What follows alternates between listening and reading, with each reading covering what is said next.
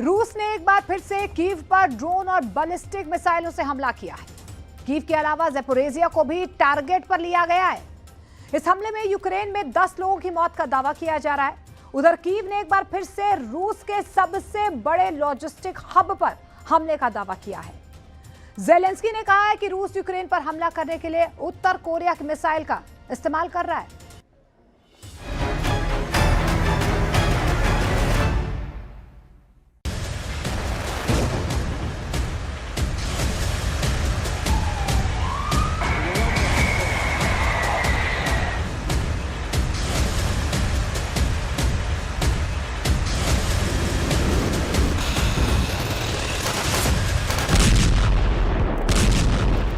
रूस ने फिर कीव को बैलिस्टिक अटैक से दहला दिया है।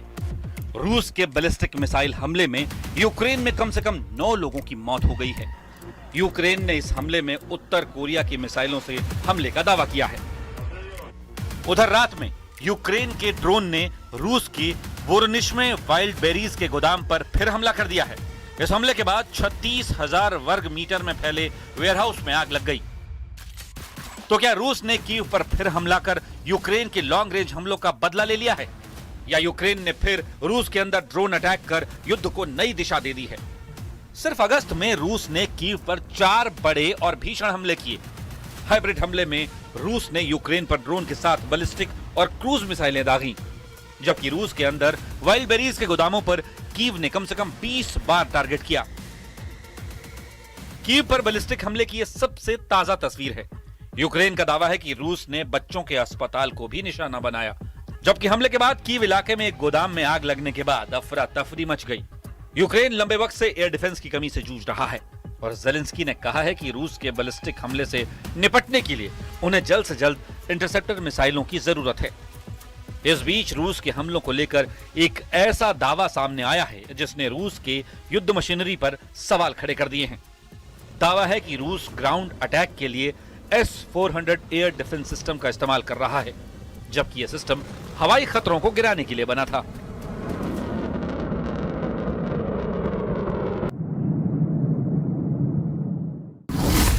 एयर डिफेंस सिस्टम को जमीनी हमले में बदलने का मतलब कहीं ये तो नहीं कि रूस की अपनी हवाई सुरक्षा कमजोर हो गई है। लगातार हमलों के बाद कहीं रूस की बैलिस्टिक मिसाइलों का स्टॉक तो खत्म नहीं हो गया।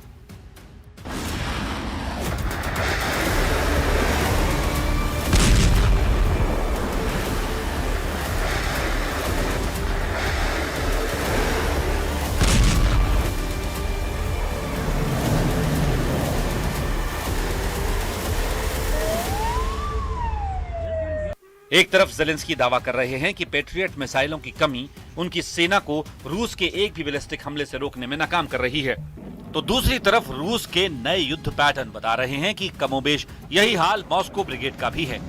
दुनिया में सबसे ज्यादा मिसाइल और हथियार होने के बावजूद आखिर रूस क्यों एयर डिफेंस का इस्तेमाल जमीनी टारगेट को हिट करने के लिए कर रहा है? S-400 रूस का सबसे एडवांस लंबी दूरी का एयर डिफेंस सिस्टम है। 2007 से रूस की सेना इसे हवाई हमलों से निपटने के लिए इस्तेमाल कर रही है। इसे दुनिया के सबसे शक्तिशाली surface to air missile system में गिना जाता है। इसके बिग बर्ड रडार 600 किलोमीटर तक अपने टारगेट को ट्रैक कर सकते हैं और 300 टारगेट को एक साथ पता लगा सकते हैं। एक बैटरी 36 लक्ष्यों पर एक साथ हमला कर सकती है और 72 मिसाइलें गाइड कर सकती है। इसमें लगे इंटरसेप्टर की रेंज 40 से 400 किलोमीटर तक की है। क्योंकि रूस ने इसे बनाया है तो वो इसका सबसे बड़ा ऑपरेटर है। रूस के कई रेजिमेंट में इसकी तैनाती है, जबकि चीन इस सिस्टम का सबसे पहला खरीदार है। 2018 से भारत भी इस सिस्टम का इस्तेमाल कर रहा है। 2019 में तुर्की ने इस सिस्टम के लिए रूस से डील की थी, जिसके बाद तुर्की की अमेरिका के साथ F-35 डील टूट गई। इस सिस्टम का इस्तेमाल बेलारूस और अल्जीरिया जैसे देश भी कर रहे हैं। लेकिन शुद्ध रूप से हवाई हमलों को नाकाम करने के लिए इस सिस्टम का इस्तेमाल होता है। सवाल सिर्फ इतना है कि रूस आखिर इस सिस्टम का इस्तेमाल जमीनी हमले के लिए क्यों कर रहा है? क्या रूस का बैलिस्टिक स्टॉक खत्म हो गया है, या वो एक विकल्प के रूप में इसका इस्तेमाल कर रहा है ताकि वो अपने बैलिस्टिक स्टॉक को सर्दियों में होने वाली जंग के लिए बचा सके? फिलहाल रूस और यूक्रेन में 1629 दिन से जंग चल रही है।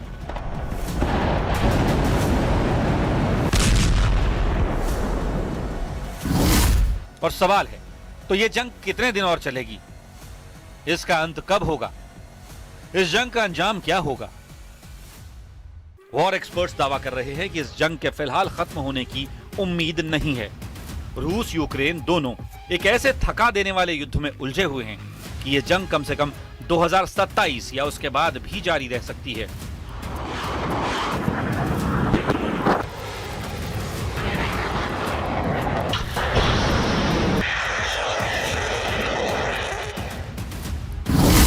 इस बात की सबसे अधिक संभावना जताई जा रही है कि दोनों देश किसी आधिकारिक शांति समझौते पर हस्ताक्षर न करें, बल्कि एक नाजुक युद्ध विराम पर सहमत हो जाएं। Іншу операцію логістичну їм відповіли, там вражаючи втрати $1 трильйон. Ну, тобто там ціла історія, можу не заглиблюватись в деталі, хоча повинен сказати, що це була дуже успішна операція українських сил. Слабке місце ППО у всіх. У росіян, на жаль, на щастя для них, на жаль для всіх інших, є дійсно... ज़ेलेंस्की की टेंशन एयर डिफेंस शॉर्टेज है, लेकिन यूक्रेन के कमांडर ने जो दावा किया है उससे ज़ेलेंस्की की नींद और उड़ने वाली है। यूक्रेन के ड्रोन यूनिट के कमांडर ने दावा किया है कि रूस एक साथ दागी जाने वाली बैलिस्टिक मिसाइल की संख्या में एक साथ 3 गुना करने की तैयारी कर रहा है। रूस अभी यूक्रेन पर हमला करने के लिए 77 मिसाइलें दाग सकता है, लेकिन दावा है कि रूस अब अपनी ताकत को बढ़ाने में जुटा है और एक बार में 200 बैलिस्टिक मिसाइलों से कीव पर हमले की योजना बना रहा है। रूस के ड्रोन कमांडर का दावा ऐसे वक्त में आया है जब Ukraine patriot air defence interceptor मिसाइलों की कमी से जूझ रहा है। अमेरिका से अभी तक इसकी आपूर्ति के लिए कोई ग्रीन सिग्नल नहीं मिला है। यूक्रेन की मीडिया में छपी रिपोर्ट के मुताबिक रूस अगर एक साथ 200 मिसाइलों से हमले की ताकत हासिल कर लेता है तो ये यूक्रेन पर बहुत बड़ा दबाव बन सकता है। ऐसे में रूस ने यूक्रेन के शहरों पर बैलिस्टिक मिसाइल और ड्रोन हमले तेज कर दिए हैं और मॉस्को का मिसाइल प्रोडक्शन बढ़ता है तो कीव में और भयानक तबाही की तस्वीरें सामने आ सकती हैं।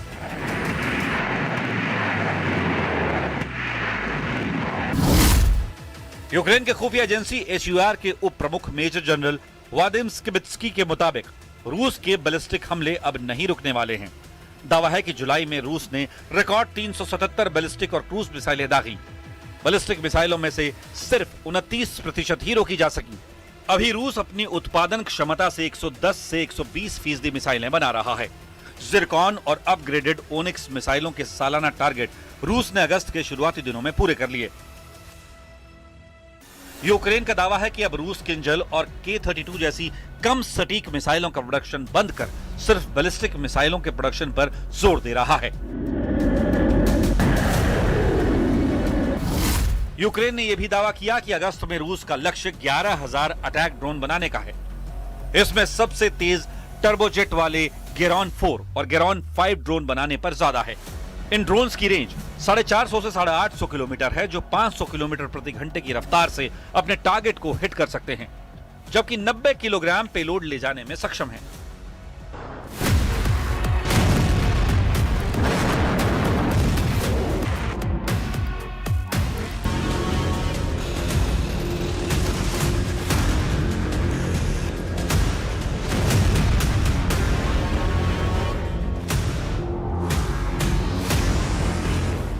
यूक्रेन का दावा है कि रूस सर्दियों से पहले अपने मिसाइल रिजर्व को तेजी से बढ़ा रहा है और यूक्रेन पर नजर रखने के लिए स्टारलिंक जैसे सैटेलाइट नेटवर्क विकसित कर रहा है। लेकिन ज़ेलेंस्की का दावा है कि एयर डिफेंस मिसाइल इंटरसेप्टर की कमी के बावजूद वो रूस के अंदर तक गहरे हमले कर रहे हैं।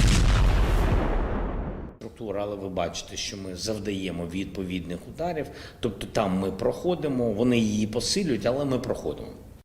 Москва – це складне питання. Питання ж не тільки просто, що це символічна столиця.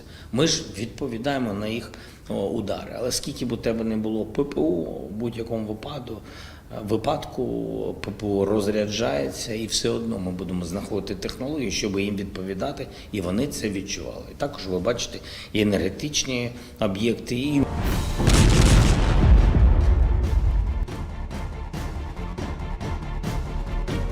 यूक्रेन पहले ही दावा कर चुका है कि उसके लगभग सभी बड़े पावर प्लांट रूसी हमलों से प्रभावित हो चुके हैं।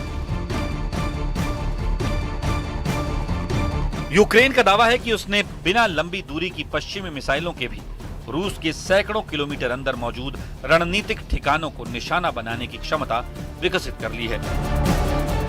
यही वजह है कि अब मॉस्को से लेकर क्राइमिया तक कोई भी इलाका पूरी तरह सुरक्षित नहीं माना जा रहा। 2026 में यूक्रेन ने रूस की कम से कम 24 बड़ी रिफाइनरियों को निशाना बनाया। मिड अप्रैल से जुलाई के बीच ही करीब 50 हमले किए। क्रास्नोडार में 3 रिफाइनरी, समारा में 2 रिफाइनरी, बशकोर्तोस्तान में 3 रिफाइनरी, यारोस्लावल में 1 रिफाइनरी, तातारस्तान में 2 रिफाइनरी को टारगेट किया। Таких грошей, як Росія, яка використовує гроші на війну, у України немає і не буде. У нас є те, що потрібно нам, і з європейською допомогою, з допомогою інших країн. Але додаткові гроші на виключно українське виробництво – це те, що потрібно. Друге. Question to President Vučić. You have both mentioned.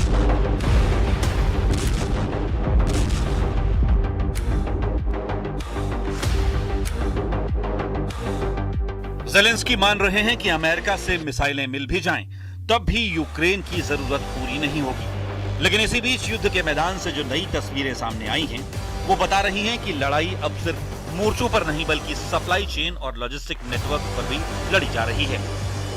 रूस के वोरोनेज इलाके में यूक्रेनी ड्रोन हमले के बाद रूस की सबसे बड़ी ई कॉमर्स कंपनी वाइल्डबेरीज के एक और विशाल लॉजिस्टिक हब में आग लग गई। स्थानीय अधिकारियों के मुताबिक आग करीब 36,000 वर्ग मीटर इलाके में फैल गई। यूक्रेन सीधे तौर पर जिम्मेदारी नहीं ले रहा, लेकिन दावा है कि हमले का मकसद रूस की घरेलू सप्लाई और डिस्ट्रीब्यूशन सिस्टम को नुकसान पहुंचाना है। यानी फिलहाल न तो रूस पीछे हटने को तैयार है और न ही यूक्रेन दबाव में झुकने को। ऐसे में सवाल वही है जो 1629 दिन की जंग के बाद भी दुनिया पूछ रही है। क्या युद्ध विराम की बातचीत गोलियों की आवाज को रोक पाएगी या फिर यूरोप की सबसे बड़ी जंग और लंबी खिंचने वाली है?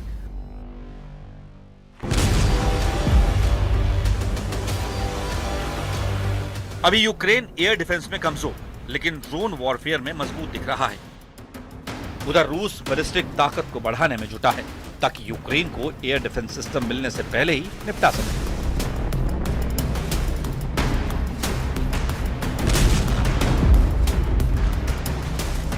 यूक्रेन की सबसे बड़ी समस्या है कि उसके पास रूस की बैलिस्टिक मिसाइलों को रोकने के लिए पर्याप्त पेट्रियट PAC-3 इंटरसेप्टर नहीं है। इस बीच यूक्रेन अभी अपना खुद का बैलिस्टिक मिसाइल इंटरसेप्टर विकसित करने की कोशिश कर रहा है, जिसका नाम फ्रेया बताया जा रहा है। इसे बनाने वाली यूक्रेन की फायर पॉइंट कंपनी ने दावा किया है कि 2027 के मिड तक ये पूरी तरह से ऑपरेशनल हो जाएगा। इस प्रोजेक्ट को पूरा करने के लिए कंपनी ने 10 देशों की 12 डिफेंस कंपनियों के साथ समझौता किया है, जो यूक्रेन के विकसित किए जा रहे एंटी बैलिस्टिक सिस्टम को इंटीग्रेट करने में मदद करेगी। कंपनी का दावा है कि पहला इंटरसेप्टर 2027 में तैयार हो जाएगा और एक मिसाइल इंटरसेप्टर को बनाने का खर्च 11.5 लाख रुपए आएगा।